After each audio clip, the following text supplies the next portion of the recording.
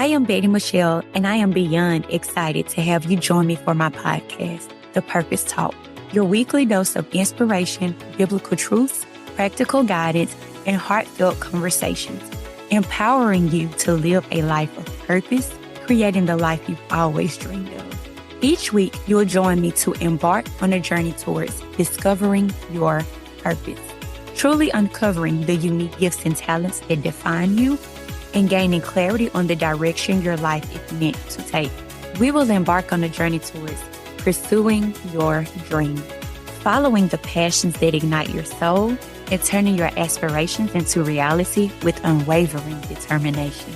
Taking bold steps to live out your true calling and transforming your intentions into impactful actions that lead you to a fulfilling and purpose-driven life. So join me every week on this journey to pursue purpose.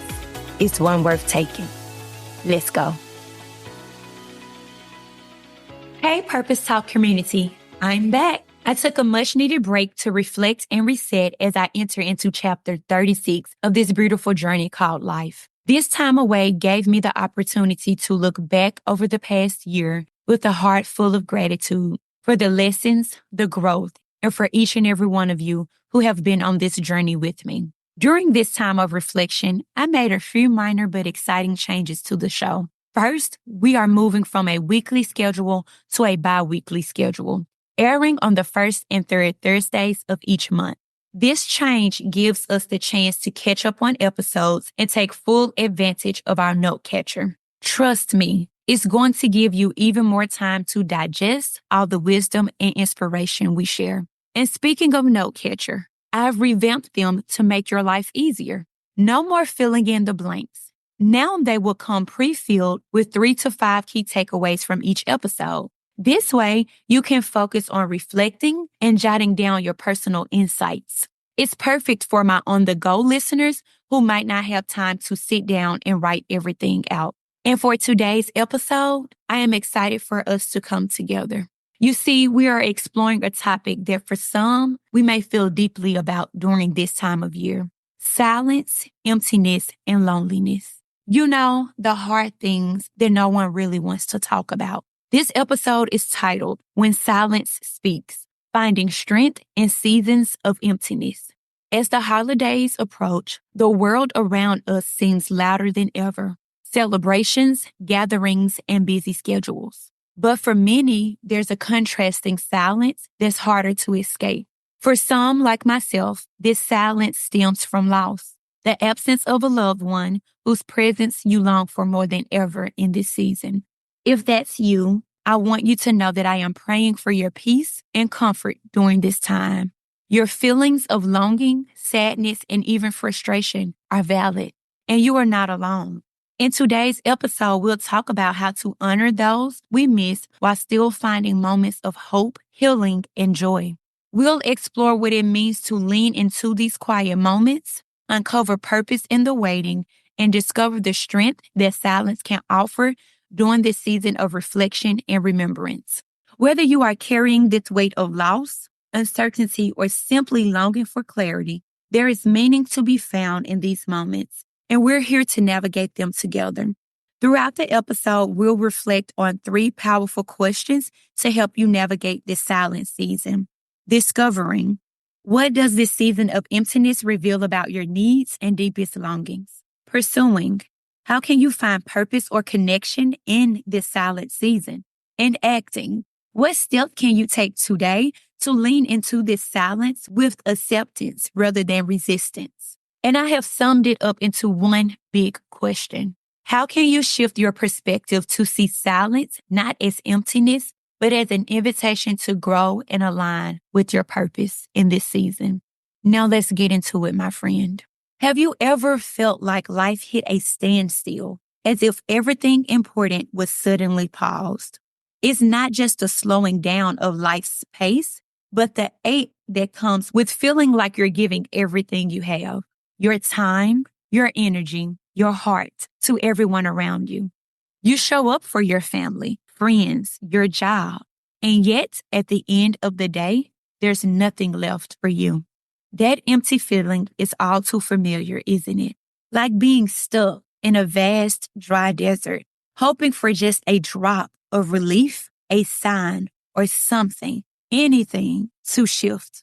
The silence in those moments isn't just a lack of noise. It's the weight of waiting and wondering if God sees you, if your prayers are heard, and if there is purpose in this seemingly endless pause. It's the kind of silence that can make you question your strength and even your worth.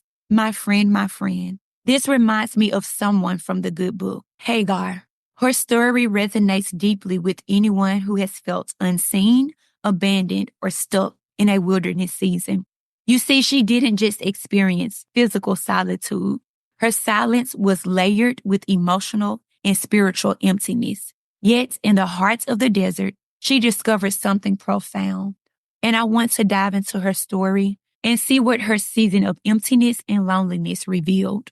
Not just about her circumstances, but about God's plan and his unfailing presence in your life. Here's the snapshot of Hagar's journey. We see one powerful truth. Even in the silence, even in the wilderness, God is working. Her story teaches us that the desert isn't just a place of emptiness. It can also be a place of encounter where God reveals himself in ways we couldn't imagine. Here are the lessons her journey holds and what it means for you when your life feels like it's on pause. The background. Hagar, often a hidden gem in scripture, overshadowed by Sarah and Abraham's story. An Egyptian servant to Sarah, Abraham's wife, she found herself caught in a situation beyond her control. When Sarah gave her to Abraham to bear a child, tensions grew after Hagar became pregnant, leading Sarah to mistreat her. Unable to endure it, Hagar fled into the desert, feeling abandoned and alone. But let's look at the word servant more closely.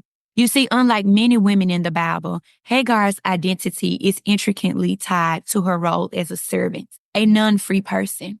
She was acquired as part of Abraham's wealth, likely during their time in Egypt. You know, when Abraham lied to Pharaoh, claiming Sarah was his sister. Pharaoh, believing Sarah was available for marriage, and gave Abraham livestock, servants, and wealth, one of whom may have been Hagar. As a maidservant, Hagar's position in the household was complex. She was a personal attendant to Sarah, a role that required absolute submission. Her very existence in the household symbolized wealth and status, yet her autonomy and voice were virtually non-existent. Decisions about her life were made without her input, and her value was often reduced to what she could provide to her owners. As a slave, her thoughts, feelings, and rights were disregarded. Her body was simply used to fulfill the desires of her mistress and master, highlighting the stark reality of her position. After conceiving, Hagar's relationship with Sarah deteriorated. Hagar, perhaps emboldened by her new status as a mother of Abraham's heir, found herself in conflict with Sarah, who began to mistreat her harshly.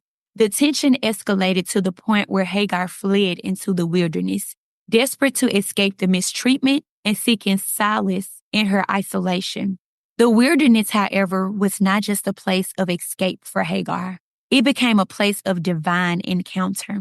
Alone and vulnerable, she met the angel of the Lord by a spring. This encounter not only acknowledged her pain, but also gave her a profound sense of worth and purpose. God called her by name, something her earthly masters may have rarely done, and he instructed her to return to Sarah, promising that her son, Ishmael, would become the father of great nations. That was found in Genesis 16, verse 7 through 13. Now let's look at that more deeply. You see, in Genesis 16, 7 through 13, it shares how the angel of the Lord found her by the spring in the desert and asked, Hagar, servant of Sarah, where have you come from and where are you going? Hagar responded honestly, I'm running away from my mistress Sarah. And then the angel instructed her, go back to your mistress and submit to her. Yet that wasn't the end of the encounter. The angel gave her a promise of blessings, telling her that her descendants would be too numerous to count. This was a pivotal moment where Hagar realized she was not alone, and she named the Lord Elroy, meaning the God who sees me.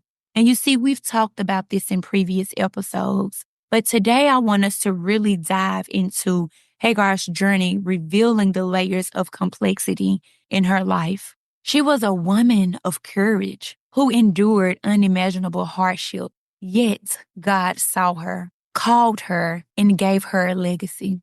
He rewrote her story, even in the midst of her chaos. And that story reminds us that no matter how marginalized or unseen we may feel, God meets us in our wilderness and speaks life into our circumstances.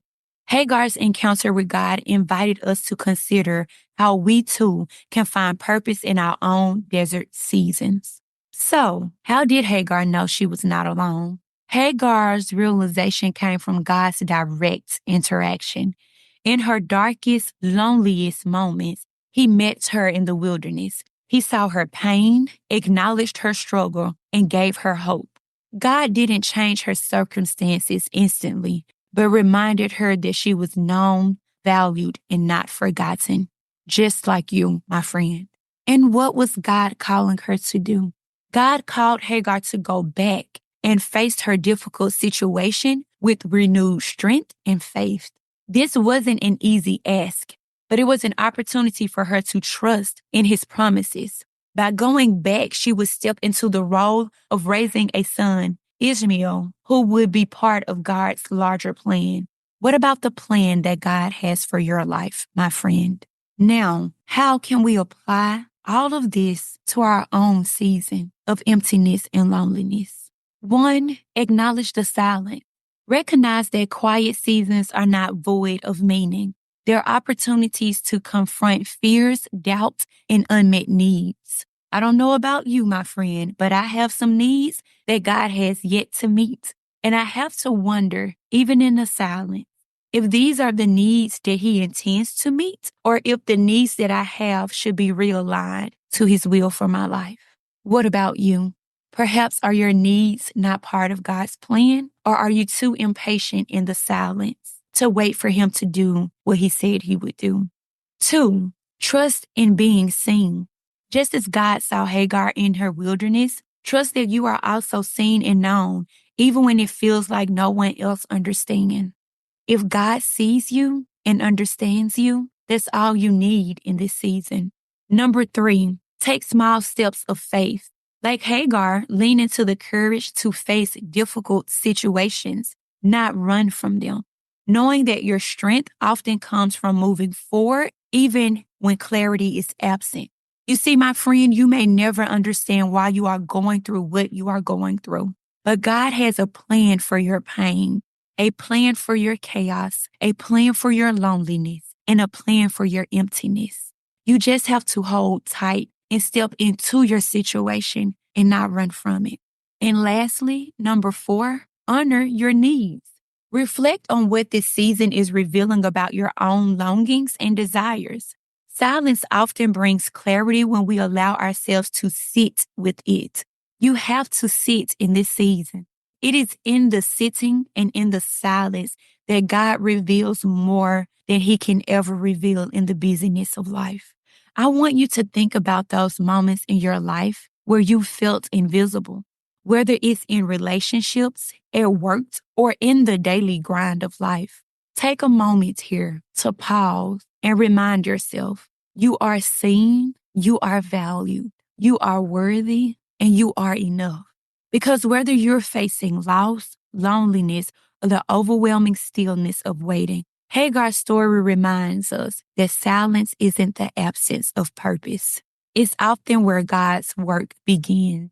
During these quiet seasons in your life, during the quiet seasons in my life, I've had to make decisions to surrender to the unknown or to continue fighting against the silent. You see, for me, at first, I did resist. Oh, I resisted and I fought. I filled my time with busyness, trying to control my schedule, relationships, and even my thoughts. But nothing brought peace. It was only when I stopped resisting, when I surrendered to the quiet, into the stillness, and invited God into that space. You see, that's where I found strength and clarity. His presence filled the emptiness in ways my striving never could. How about you? Are you allowing God to fill the empty spaces in your life? Are you surrendering to the unknown? You see, in the wilderness, Hagar faced uncertainty, abandonment, and fear. She had no answers about her future, but she wasn't alone. God met her in the midst of her emptiness and gave her a promise. Though he didn't offer an immediate solution to her circumstances, he spoke words of hope about her future and her son. Now, how did Hagar honor God's presence in her empty season? Genesis 13 captures the turning point for Hagar. She gave the name to the Lord who spoke to her. You are the God who sees me. For she said, I have now seen the one who sees me. In naming God Elroy, the God who sees, Hagar acknowledged that her pain, her loneliness, and her story were not invisible to him. In her surrendering, she found not only purpose, but peace, knowing that God's presence had filled the void and provided hope for her journey ahead. Did you hear that? God spoke of hope about her son's future and hope about Hagar's journey. You see, my friend, there is hope in your next season. And here is how you know. This story reminds us of an essential truth. Even when the answers feel out of reach, God's presence is always near. It's not always about having immediate solutions, but about recognizing that we are seen, known, and loved by the Creator. God's presence is more than a placeholder in the silence. It is the promise that we are never alone.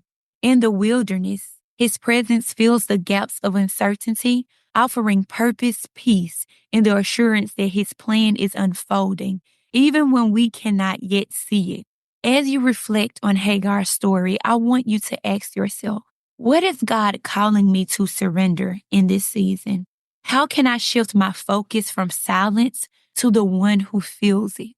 What might God be promising me in this waiting period, even if the answers aren't yet clear? My friend, let me tell you, we live in a society that prizes constant activity, productivity, and eternal success. It tells us that busyness equals worthiness and that silence or stillness is a problem to be fixed. Yet the truth is that emptiness, when embraced, can be a profound gift. It is often in the moments of quiet and stillness that we encounter the deepest truths about ourselves and our relationship with God. Hagar's story illustrates this so beautifully. Her wilderness season wasn't just a place of physical emptiness, but one of emotional loneliness. She had been cast aside, mistreated, and left to fend for herself. Yet it was in the very emptiness that God met her. Through his intervention, Hagar experienced restoration, not just found for herself, but also for her son as well. The God who saw her gave her a promise that reframed her wilderness and gave her the courage to continue. She transformed from a runaway servant to a woman who had encountered the living God. What about you? Are you ready to encounter the living God?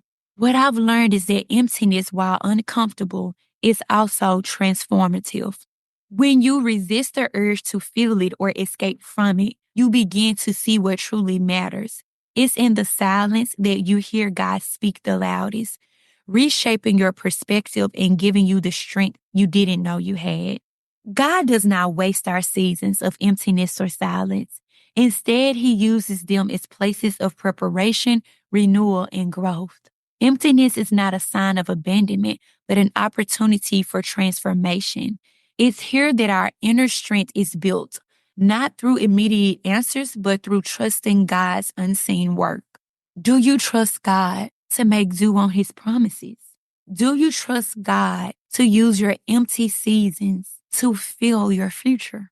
Do you trust God to use this empty canvas to paint something extraordinary? You see, this season is not wasted.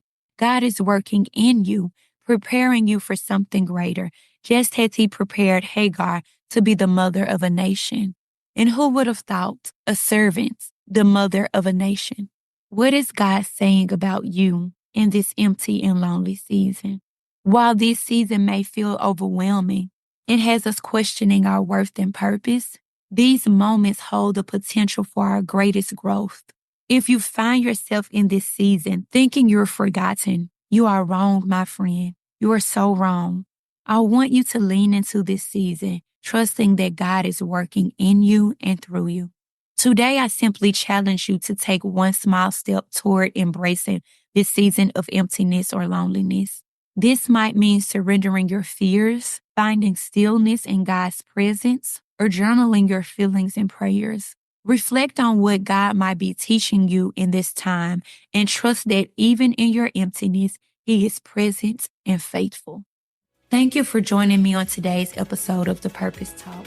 Remember, you are seen, you are loved, you are valued, you are worthy, and you are never alone. Keep walking in your purpose, trusting that even in the emptiness, God is with you, guiding and strengthening you.